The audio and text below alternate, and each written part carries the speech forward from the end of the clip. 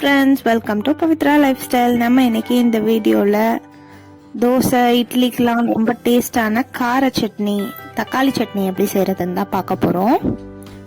வாங்க வீடியோக்குள்ளே போய் பார்க்கலாம். அதுக்கு 2 மீடியம் சைஸ் வெங்காயம், 2 தக்காளி நல்லா பழுத்ததாக எடுத்துக்கணும், கொஞ்சம் கருவேப்பிலை, 2 பூண்டு, 4லேருந்து 5 காஞ்ச மிளகாய், 1 டீஸ்பூன் உளுந்து, கொஞ்சமாக புளி.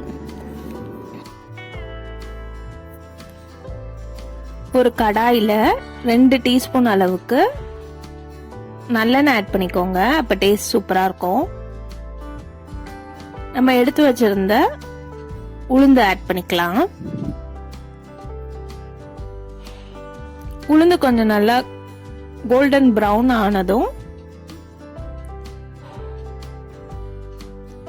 காஞ்ச மிளகாய் ஆட் பண்ணிக்கலாம். நீங்க காரத்துக்கு ஏற்ற மாதிரி அட்ஜஸ்ட் பண்ணி ஆட் பண்ணிக்கோங்க. நான் இன்னைக்கு 6 காஞ்ச மிளகாய் எடுத்திருக்கேன்.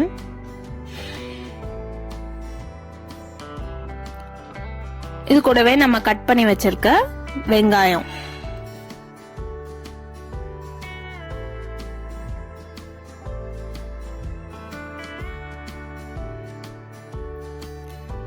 வெங்காயம் கொஞ்சம் கண்ணாடி பதம் வந்ததுக்கு அப்புறம் அடுத்த பொருள்லாம் ஆட் பண்ணலாம்.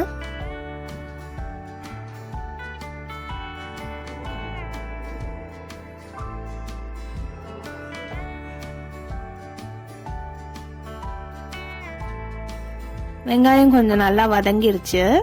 இது கூடவே நம்ம தக்காளி, பூண்டு, கருவேப்பிலை எல்லாம் வச்சிருந்தோம்ல, அதெல்லாம் ஆட் பண்ணிக்கலாம்.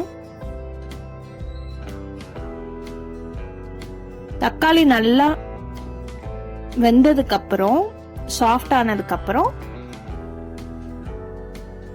ஆஃப் பண்ணிட்டு அந்த சூட்லயே நம்ம புளி ஆட் பண்ணிடணும்.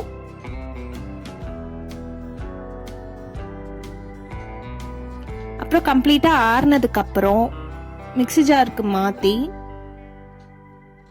அரைச்சு எடுத்துட்டு வந்துட்டோம்னா டேஸ்டான கார சட்னி ரெடி ஆயிடும். இதுக்கு ஒரு தாளிப்பு கொடுத்துடலாம். 1 டீஸ்பூன் ஆயில், கடுகு, காஞ்ச மிளகாய், கருவேப்பிலை இதை ஆட் பண்ணி சட்னியில் ஆட் பண்ணிட்டோம்னா கார சட்னி ரெடி ஆயிடும். இப்போதான் நம்ம சேனலை ஃபர்ஸ்ட் டைம் பார்க்குறீங்கன்னா மறக்காம சப்ஸ்கிரைப் பண்ணிக்கோங்க. அப்படியே பெல் ஐக்கனும் ஆல்ல வச்சுக்கோங்க. அப்போதான் நம்ம போடுற ஒவ்வொரு வீடியோவும் உங்களுக்கு நோட்டிஃபிகேஷனாக வரும். இதுக்கு ஒரு பெஸ்ட் காம்பினேஷன் தோசை இட்லி தான் சொல்லலாம். இன்னைக்கு தோசைக்கு தான் கார சட்னி ரெடி பண்ணியிருக்கேன். இப்போ நல்லா கல்லை சூடு பண்ணிட்டு ஒரு தோசையை சூப்பரா ஊத்தி சைட் டிஷ்க்கு கார சட்னி வச்சு சாப்பிட்டோம்னா டேஸ்ட் அல்டிமேட்டா இருக்கும். கண்டிப்பா ட்ரை பண்ணி பார்த்துட்டு எப்படி இருந்ததுன்னு கமெண்ட்ல சொல்லுங்க.